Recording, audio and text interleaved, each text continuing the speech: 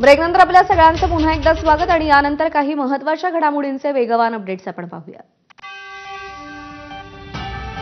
मराठा आरक्षणाबाबतचा जीआर काढा, लगेच मुंबई रिकामी करतो अशी घोषणा मनोज जरांगे यांनी केली होती।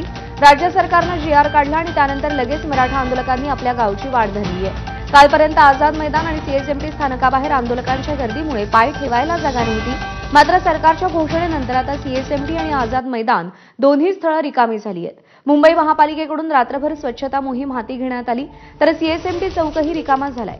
याशिवाय सीएसएमटी स्थानकातही आज मराठा आंदोलक दिसत नाहीये।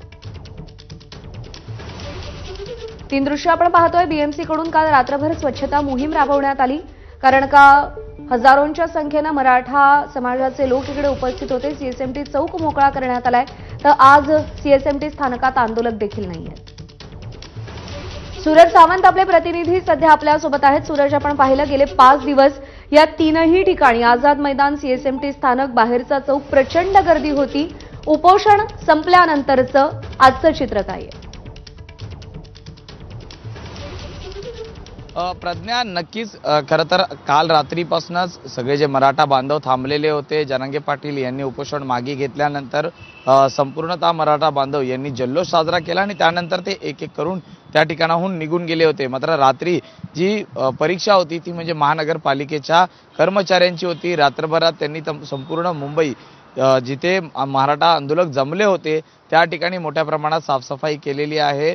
पाण्याचे टँकर्स आणून त्या ठिकाणी झालेली जी मोठ्या प्रमाणात घाणीचं साम्राज्य झालं होतं त्या ठिकाणी ती साफसफाई करण्यात आलेली आहे। त्यामुळे एकूणच सीएसएमटी परिसर आणि मुंबई सीएसएमटी रेल्वे स्थानक या दोन्ही ठिकाणाहून मोठ्या प्रमाणात जे आलेले मराठा बांधव आहेत हे काल संध्याकाळीच निघून गेलेले आहेत। एकूणच जल्लोषाच्या वातावरणात ते या ठिकाणाहून त्यांनी तो निरोप घेतलेला आहे। सगळेच भावनिक होते। जाताना एकमेकांना म्हणजेच पोलिसांचे देखील त्यांनी आभार मानलेले आहेत।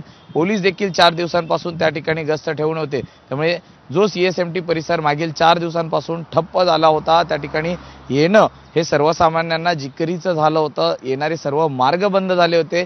हे मार्ग पुन्हा आता सुरू झालेले आहेत आणि पूर्वरच जसं सीएसएमटी स्थानक होतं ते आता आपल्याला पाहायला मिळतंय।